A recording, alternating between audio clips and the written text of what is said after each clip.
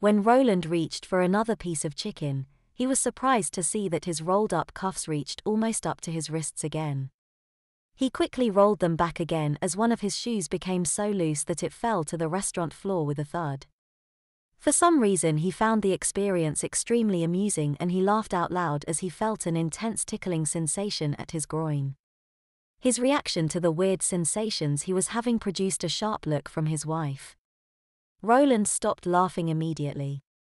For some reason, his wife's reproving glares had always reminded him of the way his mother had treated him when he was a small child. He would have never married her if it wasn't for the money her parents had left her when they died while she was going to college. The money he had married had allowed him to take a sales job which forced him to be out of office most of the day. They didn't need the small paycheck he brought in every 2 weeks. The job was really an excuse to get away from his wife and visit his mistress of the month. As the sensation in his groin diminished, Roland felt a delightful lightheadedness come over his consciousness as a prickling feeling came over the back of his head. He picked up one of the crayons and slid paper to the edge of the table to doodle while he thought about the session he had had with his mistress an hour earlier. The girl had the most fantastic tops he had ever seen on a woman.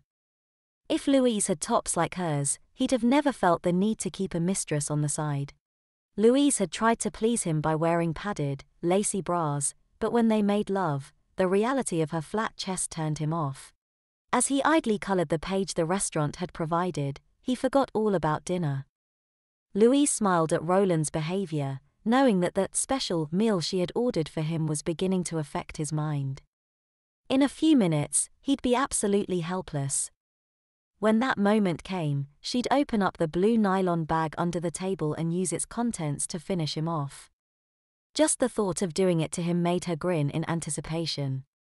She'd open the bag and with a few deft movements, bang, it would all be over. She'd no longer have a husband who stepped out on her and refused to let her adopt a baby to love and coddle. Louise's grin became broader as she considered her husband's fate and how much she was going to enjoy being a mother. Roland was so engrossed in his coloring that he never noticed the expression of anticipatory triumph on Louise's face. After a few minutes, he picked up the second crayon and began to add additional color to the page. He noticed with some frustration that for some odd reason, he was having trouble staying within the lines.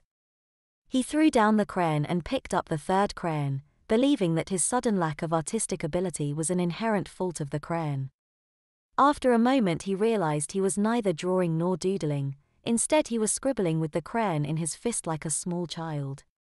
He threw the crayon down in disgust and went back to eating his dinner as the strange sensation intensified and cocooned his body like a babe's fleecy flannelette blanket.